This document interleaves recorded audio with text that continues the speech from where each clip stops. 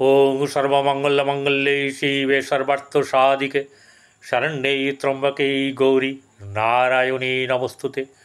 सृष्टिस्थितिविनाशानं शक्तिभूते सनातनी गुणाश्रये गुणामये नारायणी नमस्तुते। जय बड़ मायर जय, जय महादेवी महामायर जय। प्रत्येकेर जीवन सुंदर होक, आनंदमय होक, प्रत्येकेर सुखे खुशिते एवं दूरे बाते थाकुन। श्री श्री पद्मावती मा एवं बड़ मायर निकट এই প্রার্থনা করি, এই প্রার্থনা করছি এবং করব। কারণ আপনারা যদি ভালো থাকেন আমিও ভালো থাকব।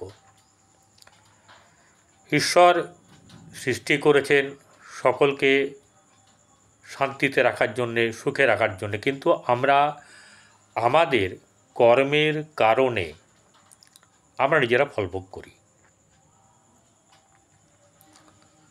সেটা ভালো হোক বা মন্দ। এখন ঘটনা হচ্ছে যে আমরা এক জায়গায় থেকে আরম্ভ করেছিলাম, সেটা মেষ রাশি থেকে আরম্ভ করেছিলাম।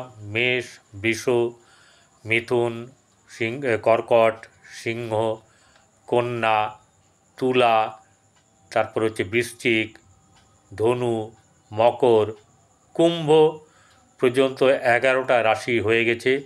শেষ রাশি মীন রাশি। এই রাশির জাতক জাতিকাদের আষাঢ় মাস কেমন যাবে? একটা কথা বলে দিই, শারীরিক দিক থেকে আপনাদেরকে বেশ একটু জায়গা মতন থাকতে হবে, অর্থাৎ নজর রাখা, সচেতন রাখা, নিজেকে সচেতন রাখতে হবে শারীরিক দিক থেকে। বিশেষ করে আমার মা বোনেদেরকে গায়ে হাত পায়ে ব্যথা, হাড়ে ব্যথা, বাতের ব্যথা, চক্ষু নিয়ে ব্যাপার, চক্ষু সম্পর্কিত ব্যাপার, এই ব্যাপারটা কিন্তু থাকবে, মানে ভালো থাকবে না। এবারে যেটা হচ্ছে গিয়ে এখন আমাদেরকে দেখতে হবে মীন রাশির জাতক জাতিকাদের ক্ষেত্রে এই জুলাই মাস কেমন যাবে। তো প্রথমে মীন রাশি হচ্ছে শেষ রাশি। এই রাশির জাতক জাতিকাদের এই যে জুলাই মাস যাবে, তার মধ্যে দুটি গ্রহ বক্রী হচ্ছে, একটি বুধ এবং একটি শনি।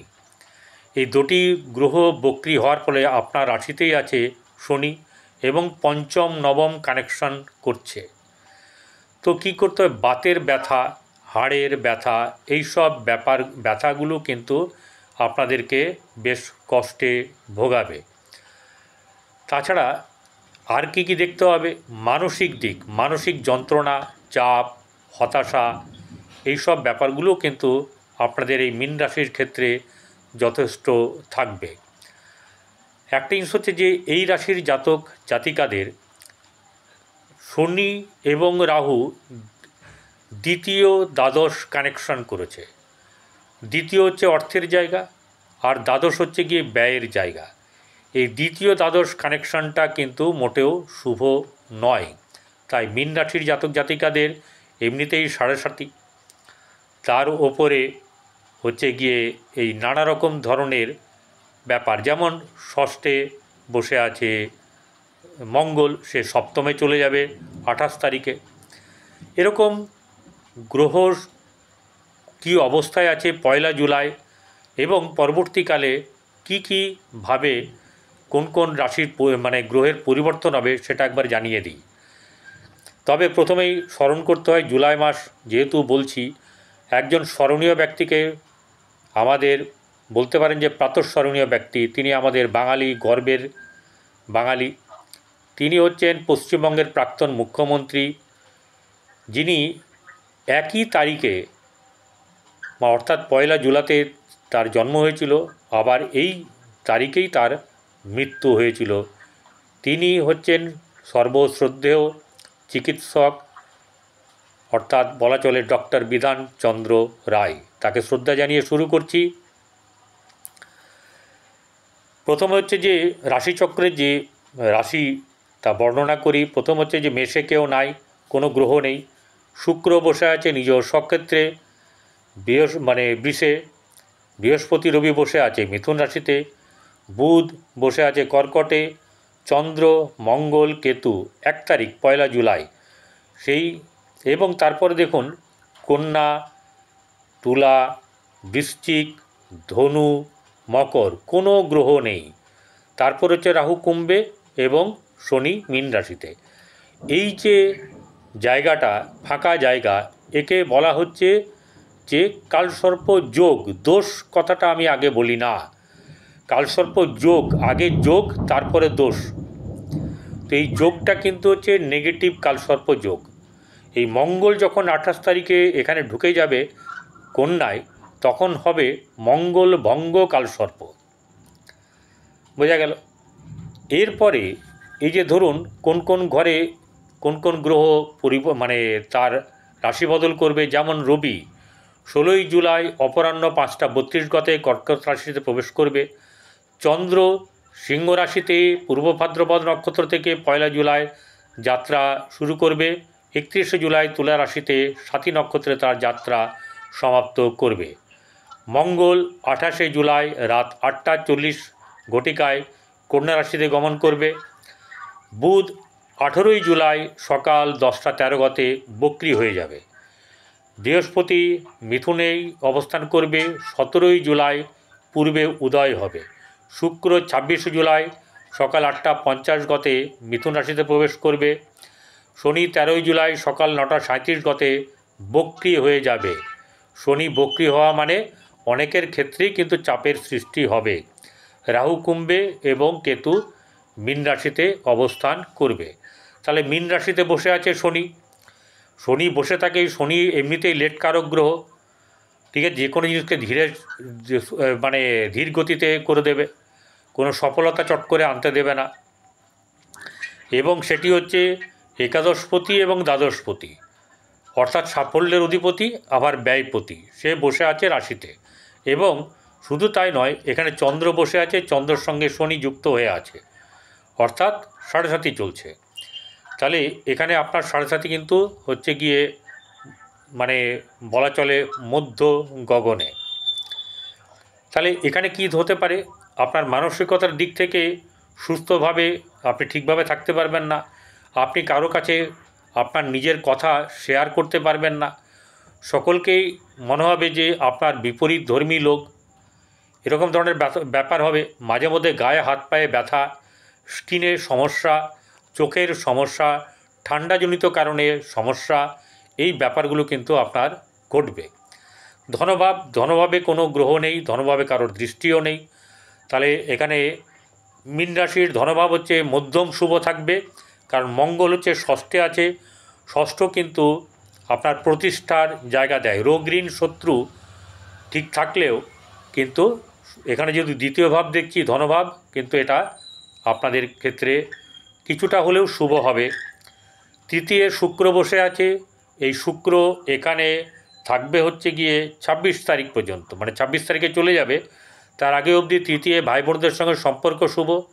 যখন চতুর্থে চলে যাবে তখন গৃহ সম্পর্কিত ব্যাপারে আপনাদের শুভ হবে। গৃহে শুভ অনুষ্ঠান, গৃহে আপনার নতুন অতিথি আগমন, বন্ধুবান্ধবের সঙ্গে সম্পর্কের উন্নতি, মায়ের সঙ্গে সম্পর্ক শুভ, এবং গাড়ি বাড়ি ইত্যাদি আপনাদের হওয়া, এই ব্যাপারগুলো কিন্তু ঘটবে। ঠিক আছে? এইবারে বৃহস্পতি এবং রবি বসে আছে চতুর্থে বর্তমানে। তাহলে চতুর্থ ঘর আপনার ভালো, শুভ। আপনার চতুর্থ ঘরে বন্ধুবান্ধবের থেকে আরম্ভ করে মন মানসিকতা সব কিছু মানে শুভ হবে। গৃহে শুভ অনুষ্ঠান, আনন্দ উৎসব, এসব ব্যাপারগুলো হবে। রবি চলে যাবে হচ্ছে গিয়ে 16 তারিখ, বৃহস্পতি একা হয়ে যাবে, তারপরে শুক্র জুটবে। যাই হোক, আপনার গৃহ কিন্তু শুভ হবে, এবং শুভ থেকে শুভ হবে, শুভতর হবে এই জুলাই মাস। জুলাই মাসটা আপনার পরিবারের সঙ্গে আনন্দ লাভ করতে পারবেন। গৃহে সকলেই বেশ আপনি সকলের সঙ্গে আনন্দ উপভোগ করতে পারবেন। পঞ্চম হচ্ছে বুধ বসে আছে। বুধ বক্রী হবে হচ্ছে গিয়ে আপনার 18 জুলাই। সেই বক্রী হওয়ার আগে পর্যন্ত এখানে আপনার পঞ্চম ঘর, অর্থাৎ সন্তানের জায়গা থেকে ভালো হবে। এবং সন্তানের মানে যদি কারো সন্তান জন্ম হয়, তাহলে এখানে তার বুদ্ধিমান বা বুদ্ধিমতী সন্তান লাভ হওয়ার সম্ভাবনা থাকবে। প্রেমের ক্ষেত্রে মধ্যম শুভভাব বজায় থাকবে, প্রফুল্লতা থাকবে, আনন্দ থাকবে। শিক্ষার ক্ষেত্রে শুভ হবে। ষষ্ঠভাবে মঙ্গল বসে থাকলে কি হবে? ষষ্ঠভাবে মঙ্গল, চন্দ্র এবং কেতু। তার ষষ্ঠে মঙ্গল কেতু একসঙ্গে ভালো না, আবার চন্দ্রের সঙ্গে কেতুও শুভ নয়, মঙ্গলও শুভ নয়।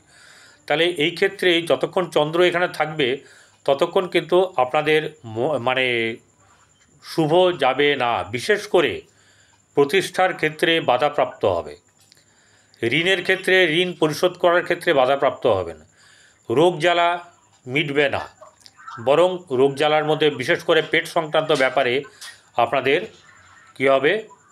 শারীরিক দিক থেকে সমস্যা তৈরি করবে। সপ্তম শনি সেখানে দৃষ্টি দিয়ে আছে, পরে মঙ্গল এসে 28 তারিখে এখানে এই ঘরে জয়েন করবে। শনি রাহুর দৃষ্টি প্রাপ্ত হবে। যেটা হবে সেটা হচ্ছে গিয়ে বৈবাহিক জীবন সুবিধের হবে না। এবং শুধু তাই নয়, আপনার ক্ষেত্রে এই জায়গাটা কিন্তু খুব বেশি ভালো হবে না। ব্যবসা ক্ষেত্রে খুব একটা সুবিধে ভোগ করতে পারবেন না, এবং বৈবাহিক জীবনে কিন্তু অশান্তির দিকে অনেক এগিয়ে যাবে। ভুল বোঝাবুঝি, মনোমালিন্য এবং দূরত্ব তৈরি হওয়ার মতন জায়গা থাকবে।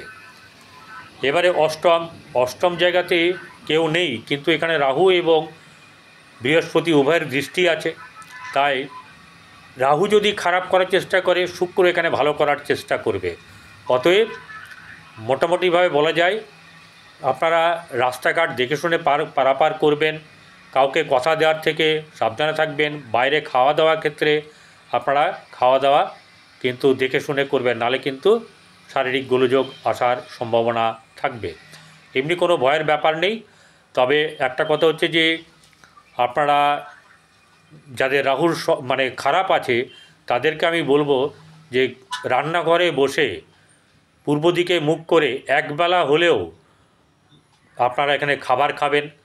শনিবার বা বুধবার পায়খানা হোক, বাথরুম হোক, সাফ করবেন।